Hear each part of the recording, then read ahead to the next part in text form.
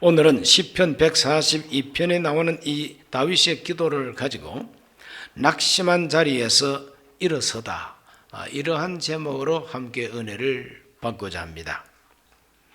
성경에 믿음의 영웅들의 이야기가 많이 나옵니다.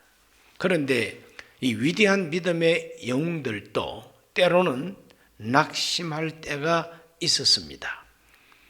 모세는 출애굽의 영웅이죠. 이스라엘 전 역사에서 최고의 영웅은 모세입니다. 모세는 430년 동안 애굽에서 종살이하던 그 이스라엘 백성을 해방시킨 주인공이에요. 해방만 시킨 것이 아니라 40년 동안 그 백성을 율법으로 훈련시킨 훈련대장이에요. 하나님과 소통해서 하나님께로부터 계시를 받아서 모세 오경을 기록으로 남긴 위대한 지도자입니다. 믿음의 영웅이죠. 하나님과 대면하고 하나님과 직접 소통했던 그 위대한 선지자가 또한 모세입니다. 그런데 이와 같은 모세도 너무너무 피곤하고 너무너무 낙심하고 그래서 하나님 앞에 죽기를 기도하는 그런 장면이 민수기에 나옵니다. 자, 민수기 11장 14절과 15절 읽어봅니다. 책임이 심히 중하여 나 혼자는 이 모든 백성을 감당할 수 없나이다. 주께서 내게 이같이 행하실진대 구하옵나니 내게 은혜를 베푸사 즉시 나를 죽여 내가 고난당함을 내가 보지 않게 하옵소서. 내 스스로가 고난당하는 것을 보지 않도록 은혜를 베풀어서 즉시 죽여달라는 거죠. 죽는 것이 은혜라고 하나님 앞에 내놓고 있습니다. 죽는 것이 은혜라. 정말 참 심한 고난을 당해보지 않고는 이런 기도는 할 수 없죠. 즉시 나를 죽여달라고, 즉시 나를 죽여주시는 것이 내게 은혜를 베푸시는 것이다. 이렇게 하나님 앞에 정말 참 내놓고 있습니다. 기도를. 그 정도의 기도를 드리는 이 모세의 모습을 보면은 너무나도 피곤하고 너무나도 지친 나머지 그와 같은 기도가 나오게 돼 있지 않습니까? 왜 그랬을까? 민수기서를 읽어보면은 이스라엘 백성들을 광야로 인도해 냈는데 날마다 만나를 먹다 보니까 아마 좀 질린 모양이에요. 똑같은 음식을 날마다 먹으니까 질린 모양이에요. 그러니까 이스라엘 백성들이 그냥 불평하기 시작합니다. 우리가 애굽에서 비록 노예로 살았지만 고기 까마 곁에서 고기 국물 먹고 살았지 않냐. 수박도 먹고 참외도 먹고 부추도 먹고 뭐 좋은 건 다 먹었대. 야, 그런 것이 생각이 난다는 거예요. 그런데 광야에 나와 보니까 모세를 따라 나와 보니까 먹을 거라고는 만나밖에 없다. 마실 거라고는 생수밖에 없다는 거죠. 포도주도 없고 빼갈도 없고 위스키도 없고 막걸리도 없고 맥주도 없고 이게 뭐냐. 그러니 정말 참 모세가 그 백성들한테 실망한 겁니다. 430년 종로로 탄 데서 하나님이 은혜를 베풀어서 자유와 해방을 주었으면 날마다 감사하고 만나를 먹으면서도 감사를 해야 마땅한데 이 사람들은 감사는 간고도 없고 부추 못 먹는다고 마늘 못 먹는다고 수박 못 먹는다고 고기 국물 못 먹는다고 내 몸의 기력이 쇠약해진다고 이렇게 불평하고 원망하고 모세를 보고 자꾸 째려보고 하니까 모세가 피곤하겠어요? 피곤하지 않겠어요? 빨리 대답하기. 얼마나 피곤합니까? 그 백성들한테 실망을 느끼는 거예요. 낙심합니다. 그래서 하나님 은혜를 베풀어 주옵소서. 나를 즉시 죽여달라는 거예요. 피곤에 빠진 영웅을 만나게 됩니다. 그때 하나님이 기적을 베풀어 주셔서 메추라기가 날아와 가지고 쌓이는 바람에 막 코에서 냄새가 나도록 고기를 하나님이 먹도록 해 주셨다고. 이렇게 이제 하나님께서 모세를 위로해 주시고 기적을 베풀어 주셨습니다. 엘리야도 봅니다. 지난 주일 제가 엘리야 설교를 했지요. 이 엘리야 역시 죽기를 하나님께 갈망합니다. 자, 열왕기상 19장 4절을 다 같이 한번 읽어보겠습니다.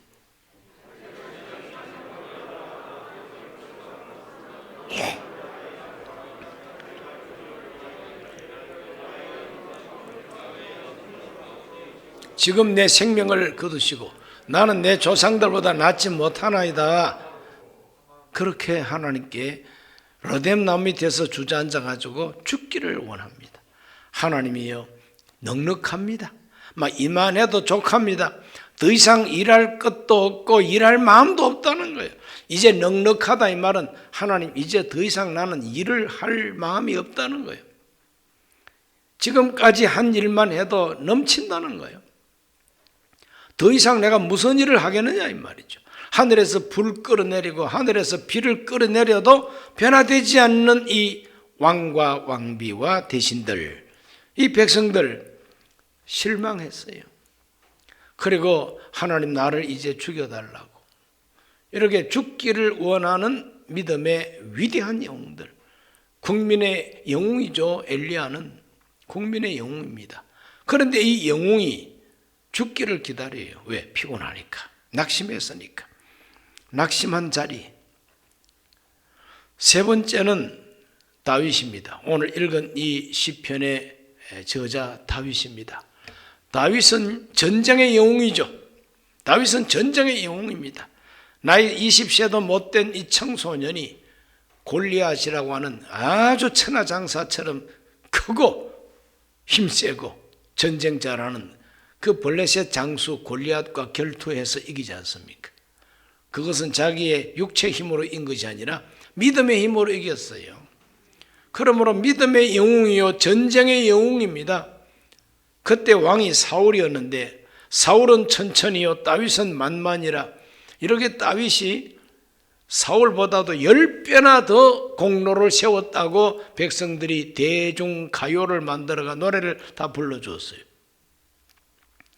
그만큼 다윗은 믿음의 영웅입니다. 그런데 이 믿음의 영웅이 동굴로 도망을 갔습니다. 동굴, 아둘람 굴이라고 하는 동굴로 도망을 갔어요. 왜 도망갑니까? 아무도 환영해 주지 아니하고 자기 장인 어른이 되는 이 사울 왕이 사위를 죽이려고 특공대를 조직해 가지고 다윗을 죽여라, 목을 베어오든지 사로잡아 와라. 그래서 특공대가 날마다 다윗을 잡으려고 정보원들을 깔아놓고 그냥 추격을 해대니 이 다윗은 정말 고통입니다. 괴롭습니다. 다른 사람도 아닌 장인어른이 나를 죽이려고 막 쫓아다니죠. 그러니 장인한테 실망했죠. 다른 사람들한테도 실망을 했겠죠. 왕이 잘못하면 왕의 사위도 되고 골리앗을 쓰러뜨린 정말 이스라엘을 구원한 정말 영웅 아닙니까? 그러니 성질 죽이시고 사위를 좀 사랑하시라고 이렇게 말 한마디 하는 사람이 없습니다. 그냥. 그러니 다윗은 도망자가 될 수밖에 없는 거죠. 아무도 곁에서 나를 도와주지 않습니다. 환영해 주지 않습니다. 외롭습니다. 그리고 무섭습니다. 누군들 자기 목숨 아깝지 않은 사람 누가 있어요? 날 죽이려고 이렇게 조직적으로 추격하니 그래서 그는 동굴로 도망을 가게 된 겁니다. 그러므로 낙심한 사람입니다. 다윗은 아주 낙심한 사람이요. 그런데 그 낙심한 자리에서 다윗은 자살하지 않습니다. 밥도 안 먹고 물도 안 마시고 에라 여기서 굶어 죽자, 동굴에서 굶어 죽으려고 자살하려고 한 사람이 아닙니다. 그 낙심한 자리, 그 도피한 자리, 그 아둘람 굴이라고 하는 그 동굴 속에서 그는 동굴을 기도굴로 만든 겁니다. 하나님 앞에 기도를 합니다. 그곳에서 하나님 앞에 솔직하게 자기의 모든 현상을 말씀드리면서 매달리기를 시작하는 다윗의 모습을 보게 됩니다. 낙심한 자의 탄식을 우리가 먼저 보면은 1절을 다 같이 읽어볼까요? 내가 소리내어 야훼께 부르짖으며 소리내어 야훼께 간구하는도다. 소리를 냈다는 거예요. 소리를 냈다. 소곤소곤 종알 그런 소리로 하나님 앞에 말씀드린 게 아니에요. 소리를 냈다는 것은 막 외쳤다는 거예요. 큰 소리를 쳤다는 거예요. 여러분, 사람이 정말 참 낙심하고 그럴 때에 아무 소리도 안 하고 그냥 약봉지 곁에 갖다 놓고 마실까 말까 이런 거 하나님 기뻐하지 않습니다. 다윗처럼 죽더라도 잭한다고 참새가 하나님 앞에 소리를 좀 질러봐야 돼요. 다윗이 소리를 내가지고 부르짖었다. 소리를 내가지고 하나님께 간구했다 그랬어요. 막 큰 소리로 하나님께 부르짖고 하나님께 간구를 합니다. 왜? 2절을 보면은 부르짖는 이유가 나옵니다. 내가 내 원통함을 그 앞에 토로하며 내 우한을 그의 앞에 진술하는도다. 이게 토로라는 말이 나오고 진술이라는 말이 나옵니다. 내 원통함을 하나님 앞에 토로는 토한다는 말. 내 원통함을 하나님께 토해놓는다. 억울함을 하나님께 토해놓는다. 내 이 분한 마음을 하나님께 다 토해놓는다는 거예요. 하나님, 내가 뭘 그렇게 잘못했습니까? 내가 장인한테 뭐 잘못한 게 뭐가 있습니까? 내가 공주 마마하고 결혼을 했는데 내가 공주 기사대기를 때렸나요? 아니면 내가 공주를 갖다가 째려봤나요? 공주를 공주로 모시면서 왕의 사위가 돼가지고 장인어른한테 잘 보이려고 내가 얼마나 애를 썼는데, 그런데 이게 뭐냐고. 사울 왕이 귀신 들렸을 때 내가 수금을 타고 찬송해가지고 귀신도 쫓아내줬는데, 골리앗도 내가 나가서 결투해서 목숨 걸고 나가서 나라를 살려냈는데, 그런 것은 다 간 곳 없고 이제 날 죽이려고 쫓아다니니 너무너무 원통한 거 아니에요? 생각해 보세요. 내 공로는 인정해 주지 않고 내 목숨을 빼앗으려고 하니 얼마나 원통합니까? 얼마나 분통합니까? 절통합니까? 이것이 우한이 아니고 뭡니까? 이게 우한 덩어리예요. 우한 덩어리. 하나님 앞에 내 원통함을 토하고 내 우한을 하나님 앞에 진술하겠다. 그래서 간절하게 소리를 크게 내서 부르짖고 간구하는 그 내용은 내가 당하고 있는 이 억울함을, 내가 당하고 있는 이 우한을 하나님 앞에 토하듯이 내놓겠다는 거예요. 진술하겠다는 거예요. 오늘 우리는 낙심하거나 절망할 때에 주저앉아서 죽기를 기다리지 말고 이 다윗처럼 하나님께 큰 소리로, 죽을 때 죽더라도 큰 소리로 이 억울함을 하나님께 좀 토해놓고 진술하고 부르짖고, 죽더라도 그렇게 부르짖다가 죽어야 하나님께서 상 주십니다.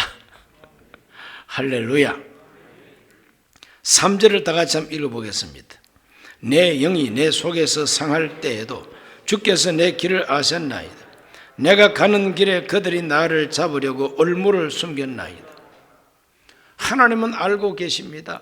내가 가는 길이 어떤 길인지 하나님이 알고 계신다는 거예요. 내가 가는 내 인생길은 원수들이 올무를 놓고 함정을 파놓고 기다리는 길이라는 거죠. 안심하고 갈 수가 없다는 거예요. 내 인생길에 동으로 가도 서로 가도 함정 파놓고 올가미를 만들어 놓고 기다리고 있다는 거예요. 하나님이 이걸 알지 않습니까? 하나님, 내 인생길이 이렇게 험악하다는 걸 하나님은 알고 계셨습니다. 그들이 나를 잡으려고 얼무를 숨겼나이다. 4절을 다 같이 읽어봅니다. 오른쪽을 살펴보소서. 나를 아는 이도 없고 나의 피난처도 없고 내 영혼을 돌보는 이도 없나이다. 없다는 말입니다. 하나님께 솔직하게 다 자기의 모든 진상을 하나님께 말씀을 드리고 탄식합니다. 나를 아는 사람도 없다. 이 말은 나하고 친한 사람이 없다는 거예요. 피난처가 없습니다. 주여, 나는 피할 곳이 없습니다. 아무 데도 피할 곳이 없습니다. 나를 숨겨줄 사람이 없다는 거예요. 그리고 나를 돌봐주는 사람도 없다는 거예요. 그러니까 아무것도 없어요. 돌봐주는 사람도 없지, 지켜줄 사람도 없지, 친한 사람도 없다는 거예요. 모조리 다 나를 신고해가지고 왕한테 잡아갈 사람만 있지. 그래서 외롭고 고독하고 정말 참 괴롭습니다. 이것이 바로 낙심한 사람의 탄식이죠. 낙심한 사람의 탄식이요. 극심한 외로움과 고독감, 소외감, 패배감, 이런 것들이 그냥 먹장구름처럼 몰려오니까 마음은 절망이요, 의욕을 상실하고 동굴 속에서 하나님 앞에 소리만 질러대고 있는 것입니다. 이것이 바로 다윗의 탄식, 다윗의 낙심한 모습인 것을 봅니다. 그러니 우리가 사람에게 실망한다든지 역사 앞에 절망한다든지 자기 인생의 우환을 만났을 때에, 환난을 당했을 때 억울함을, 너무 큰 억울함을 당하면은 부정적인 자화상을 가질 수밖에 없죠. 부정적인 자화상이 뭡니까? 나를 도울 자도 없고 보호해 줄 사람도 없고 나하고 친한 사람도 없고 다 나를 이상하게 보는 것 같고, 그래서 진정한 자존심을 상실해 버리는 거죠. 이게 바로 부정적인 자화상입니다. 이와 같이 낙심한 사람의 낙심한 모습을 오늘 1절부터 5절, 4절까지 보면은 쫙 나오고 있습니다. 그러나 다윗은 자기가 이렇게 탄식하면서도 거기에 함몰되어 가지고 물에 빠져 죽듯이, 물에 빠진 사람이 물 마시고 죽듯이 그 절망과 그 낙심을 마시고 죽어버리지 않습니다. 하나님 앞에 부르짖습니다. 끝까지 부르짖습니다. 그냥. 그래서 낙심한 자의 간절한 기도가 여기서 나옵니다. 그 기도가 첫째는 신앙 고백의 기도입니다. 하나님께 신앙을 고백하는 기도가 나옵니다. 142편 5절을 다 같이 읽어봅니다. 야훼여, 내가 주께 부르짖어 말하기를 주는 나의 피난처시요 살아있는 사람들의 땅에서 나의 분깃이라 하였나이다. 하나님은 나의 피난처가 되십니다. 하나님은 나의 분깃이 되십니다. 이것이 다윗의 신앙 고백이에요. 고난당하고 환난당하고 절망하고 낙심한 이 다윗의 신앙 고백은 하나님은 나의 피난처가 되십니다. 하나님은 나의 분깃이 되십니다. 분깃이라고 하는 이 말은 하나님이 나의 몫이 되십니다. 하나님이 내 몫을 챙겨주시는 분이다 이 말이에요. 자리에 없다고, 출석하지 못했다고 몫이 없는 것이 아니라 내가 출석 못해도 내 몫을 챙겨놨다가 나한테 주는 분이 하나님이라 이 말이에요. 하나님은 나의 분깃이 되셔서 내 몫을 챙겨주시는 분이고, 하나님은 보이지 않지만 내 피난처가 되셔서 나를 지켜주시는 하나님이라는 거예요. 다윗은 이 기본적으로 이 믿음이 있는 사람이죠. 하나님은 나의 피난처가 되십니다. 하나님은 나의 분깃이 되십니다. 이렇게 하나님 앞에 부르짖기 위해서는 그 기도의 바탕이 든든해야 되는데, 그 기도의 바탕이 뭐냐 하면 믿음이에요. 믿음. 신앙 고백입니다. 하나님을 믿는 믿음이 있어야 기도가 나와요. 안 믿어지는데 무슨 기도가 나옵니까? 허공 중에 대놓고 부르짖는 게 무슨 기도입니까? 그것은 독백에 불과한 것이죠. 오늘 우리 크리스찬들의 기도는 분명합니다. 기초가 분명합니다. 어떤 기초입니까? 믿음입니다. 다윗처럼 하나님은 나의 피난처가 되십니다. 하나님은 나의 분깃이 되십니다.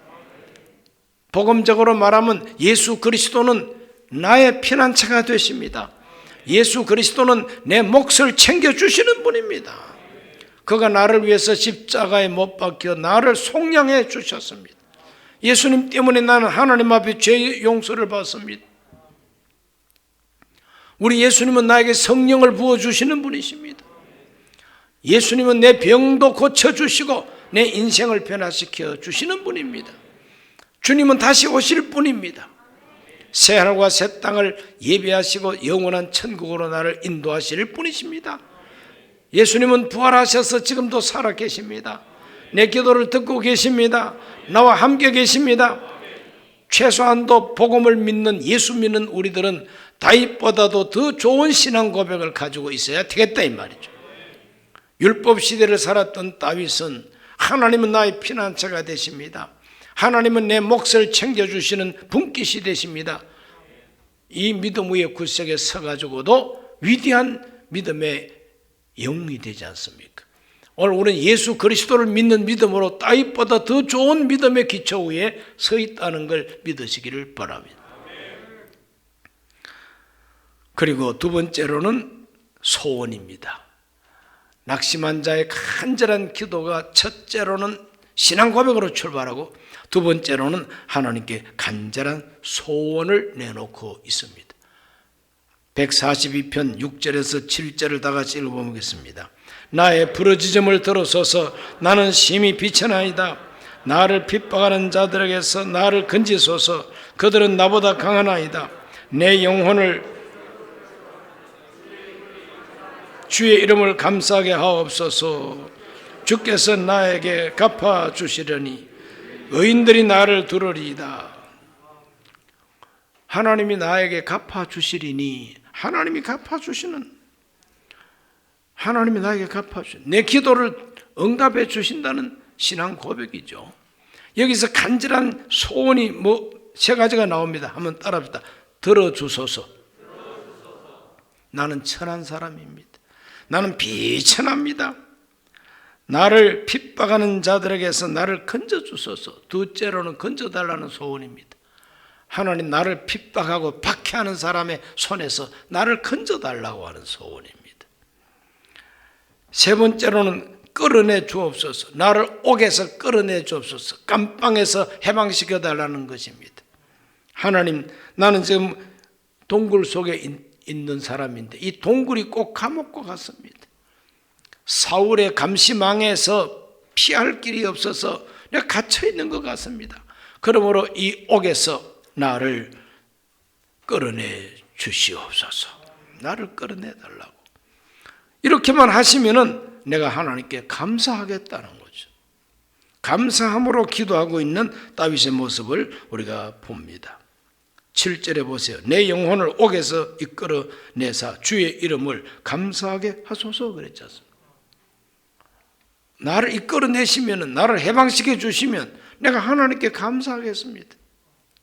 그러니까 감사함으로 소원을 하나님께 올리는 것이 낙심한 다윗의 기도입니다. 간절한 기도입니다. 오늘도 저와 여러분은 다윗처럼 하나님이여, 나는 비천합니다. 나 잘난 사람 아닙니다. 나는 비천합니다. 이 비천한 사람의 소원을 들어달라는 거예요. 내 목소리를 들어달라는 거예요. 나는 약합니다. 원수들이 나보다 훨씬 강합니다. 사울 왕이 나보다도 몇백 배나 강합니다. 하나님이여, 이 약한 자를 하나님이 도와주셔서 건져내 달라는 거예요. 내가 이 갇힌 사람 같습니다. 이 갇힌 곳에서 나를 좀 끄집어내 달라는 거예요. 그렇게만 해주시면 나는 주의 이름을 감사하겠습니다. 이와 같이 하나님께 소원을 간절하게 올립니다. 하나님께 소원을 말씀드리면서 기대를 합니다. 기대. 세 번째는 기대입니다. 어떤 기대를 하느냐? 142편 7절 말씀. 내 영혼을 옥에서 이끌어내사 주의 이름을 감사하게 하소서. 주께서 나에게 갚아주시리니 의인들이 나를 들으리이다. 이거는 기대입니다. 기대. 하나님께 소원만 말씀드리고 그 후에는 아무것도 없으면 안 돼요. 하나님께 소원 기도를 했으면 내 소원을 들어줄 줄로 믿고 기대해야 됩니다. 기대해야 됩니다. 하나님이 갚아주시리니, 갚아주시리니. 어떻게 갚아주시느냐? 의인들이 나를 두르리이다 그랬어요. 의인들이 나를 두르리이다. 이 말은 어떤 뜻이냐면은 이 두른다는 거, 울타리고 두른다는 거죠. 두른다는 것은 지키고 보호하기 위해서 울타리를 치고 성을 쌓고, 그게 바로 둘러 진치는 거 아니겠습니까? 의인들이 나를 두른다 이 말은 의인들이 나를 울타리 역할을 해주는 협조자, 나와 함께할 동력자, 동지, 이런 사람들을 하나님이 나에게 붙여줄 것을 기대하고 있는 겁니다. 나 혼자 이 벌판에 네게브 사막 아우둘람 굴에 나 혼자 던져놓지 아니하시고 반드시 나를 도울 사람을 하나님은 보내줄 줄로 믿습니다. 기대하는 겁니다. 하나님께 크게 기도하고 기대하라는 거죠. 그 다음 네 번째로는 응답을 받게 됩니다. 다윗은 그렇게 기도하고 기대했더니 하나님이 응답을 해 주셨어요. 어떻게 응답을 해 주셨느냐? 사무엘상 22장 1, 2절을 우리 다 같이 한번 읽어보겠습니다. 그러므로 다윗이 그곳을 떠나 아둘람 굴로 도망하며 그의 형제와 아버지의 온 집이 듣고 거리로 내려가서 그에게 이르렀고 환난당한 모든 자와 빚진 모든 자와 마음이 원통한 자가 다 그에게로 모였고 그는 그들의 우두머리가 되었는데 그와 함께한 자가 400명가량이었더라. 하나님께 기도하고 났더니 하나님 몇 명 보내줬다고요? 400명이나 몰려와서 400명. 그 400명이 몰려왔는데 그 사람들은 다 빚진 사람들이에요. 사울이 통치하는 곳에서 사업 다 말아먹고 환난당한 사람이에요. 환난당한 사람들입니다. 그리고 사울 왕의 통치 밑에서 억울한 일을 만나서 마음이 원통한 사람이에요. 마음이 원통한. 다윗만 지금 원통한 게 아니에요. 원통한 사람이 많아요. 그 원통한 사람들이 끼리끼리 모이게 된 거예요. 원통한 사람들이 모였어요. 누구한테 원통합니까? 사울 왕에게 원통한 사람들이 모였어요. 환난당한 사람들이 모였어요. 이 사람들이 모여가지고 아둘람 공동체를 이루게 됩니다. 다윗 중심으로 공동체를 형성하게 됩니다. 그 400명 가운데서 위대한 용사들이 나오게 됩니다. 열왕기상 11장 10절을 다 같이 한번 읽어보겠습니다. 열왕기상 11장 10절 자막이 왜 안 나올까요? 다윗에게 있는 용사의 우두머리는 이러하니라. 이 사람들이 온 이스라엘과 더불어 다윗을 힘껏 도와 나라를 얻게 하고 그를 세워 왕으로 삼았다 그랬어요. 이는 야훼께서 이스라엘에 대하여 이러신 말씀대로 함이었더라. 하나님이 예언하신 대로 다윗의 기도를 들으시고 하나님이 400명을 보내주시고 400명 가운데서 용사들이 나오는 거예요. 환난당하고 빚지고 원통하고 사울한테는 원통한 사람들이고 사울한테는 다 빼앗긴 사람들이지만 다윗과 함께 하니까 이 사람들이 용사가 되어버리는 거예요. 도망자들이 용사가 되는 겁니다. 이 용사들이 다윗과 똘똘 뭉칩니다. 얼마나 똘똘 뭉쳤는가. 다윗이 하루는 그 아둘람 굴에서 고향 땅 베들레헴 우물가 성문 곁에 있는 우물물을 누가 나로 마시게 할꼬 목이 마르다고 말을 했더니 세 용사가 그대로 양 뛰쳐들어가서 돌격해가지고 그 물을 길어왔다는 거예요. 다윗이 그 물을 마시지를 못했다 그래서 왜? 이 물은 그냥 보통 물이 아니라 내 부하들이 가서 피 터지게 싸우고 길어온 물이니 이거는 물이 아니라 피라. 내가 어떻게 내 부하들의 피를 마실 수가 있을까? 하나님이여 이 물은 하나님께서 다 드셔야 됩니다 하고 하나님께 부어드렸다 그랬어요. 그러니 그 세 용사들이 생각할 때에 야 정말 우리 대장 멋있어. 우리가 목숨 걸고 가서 길어온 물을 혼자서 벌컥벌컥 마시고 그런 지도자가 아니라 하나님께 부어드리는 저 모습을 봐라. 가장 귀한 것은 하나님께 드리는 우리의 지도자를 봐라. 그래서 모두가 다 마음이 더 똘똘 뭉쳐가지고 다윗을 힘껏 도와가지고 나라를 얻고 왕으로 세웠다 그랬어요. 할렐루야. 낙심한 자리에서 떨치고 일어나서 왕이 된 사람이 누구냐? 그 사람이 다윗인 것입니다. 그래서 결국은 기도 응답을 받고 그곳에서 일어서게 됩니다. 시편 57편 7절과 8절을 다 같이 한번 읽어봅니다. 하나님이여 내 마음이 확정하였고 내 마음이 확정되었사오니 내가 노래하고 내가 찬송하리이다. 내 영광아 깰지어다. 비파야 수금아 깰지어다. 내가 새벽을 깨우리로다. 이 아주 위대한 시편입니다. 다윗이 용기를 얻게 된 거예요. 낙심한 다윗이 하나님께 기도하고 응답을 받고 용기를 얻게 된 겁니다. 그래서 내가 새벽을 깨우겠다. 이것은 시적 표현인데 캄캄한 역사의 밤에, 이스라엘 역사가 좀 캄캄합니다. 이 캄캄한 어두운 역사의 밤에 새벽을 깨우는, 새벽을 가지고 오는 승리자가 되는 것이죠. 사울 왕이 그냥 덩신같이 정치를 잘못하고 쓸데없는 데다가 힘 빼고, 아니 블레셋하고 전쟁해가지고 빼앗긴 땅을 도로 찾아야 할 이 인간이 사위 잡아 죽이겠다고 쫓아다니니 이게 도대체 할 일이냐 이거요. 왕이 할 일이 그렇게 없어가지고 나라 땅은 다 뺏기고 사위 죽이겠다고 쫓아다니니 이게 도대체 미쳤냐 걸쳤냐. 해야 할 일은 안 하고 엉뚱한 짓을 부시럭부시럭 하고 있잖아. 비슷한 인간들이 요새도 있어요. 해야 할 일은 안 하고 엉뚱한 짓 하는 그러한 인간들이 요즘도 있어요.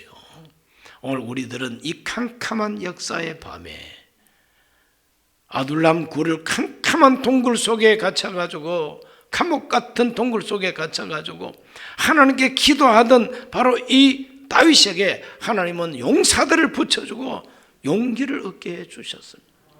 내가 새벽을 깨우리로다. 이스라엘 역사가 캄캄한 밤이 되었지만 나는 이제 동이 트는 새벽을 내가 깨우겠다.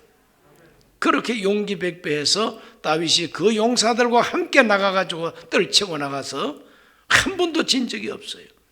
전쟁하고 해서 결국은 이스라엘 나라의 전성시대를 열었던 왕이 누구냐? 다윗이 아닙니까?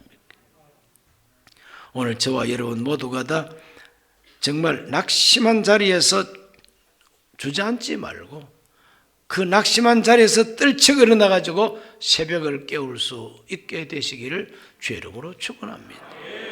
우리 개인의 인생도 마찬가지입니다. 우리 모두가 다 이 세상 살다 보면은 낙심할 때가 있습니다. 절망할 때가 있습니다. 주저앉을 때가 있습니다. 죽고 싶을 때가 있어요. 하나님, 내가 지금 내 스스로가 자살은 못하겠고 하나님이 날 좀 죽여주세요. 그것이 나한테 베푸는 은혜입니다 할 정도로 낙심할 때가 있다는 거예요. 모세도 그런 적이 있는데, 엘리야도 그런 적이 있는데, 이와 같이 낙심할 때가 있지만 그러나 그 낙심한 자리에서 영영 주저앉지 말고 모세가 하나님의 기적을 체험하고 다시 일어섰던 것처럼, 엘리야가 하나님 주시는 떡과 물을 마시고 다시 힘을 얻었던 것처럼, 다윗이 아둘람 굴에서 간절히 부르짖고 기도하다가 하나님이 보내주신 400명의 협력자들이 자기를 둘러 진치는 울타리 역할을 해주니까 왕국을 세울 수가 있었습니다. 하나님이 그렇게 붙여주시기를 주의 이름으로 축원합니다. 기도하겠습니다. 살아계신 아버지, 낙심한 자리에서 떨쳐 일어나서 이스라엘 왕국을 위대한 왕국으로 만들었던 다윗의 이야기를 오늘 함께 상고했습니다. 우리 모든 교우들은 다윗처럼 기도하고 부르짖게 하여 주시고, 다윗처럼 큰 소리로 부르짖게 하여 주옵시고, 내 억울함을 하나님께 다 말씀드리게 하여 주옵시고, 간절한 신앙을 고백하며 소원을 올리고 기대하고 응답받게 해 주옵소서. 하나님께서 마련하신 새로운 역사를 이루어 나갈 수 있도록 도와주시옵소서. 예수님 이름으로 기도하옵나이다. 아멘.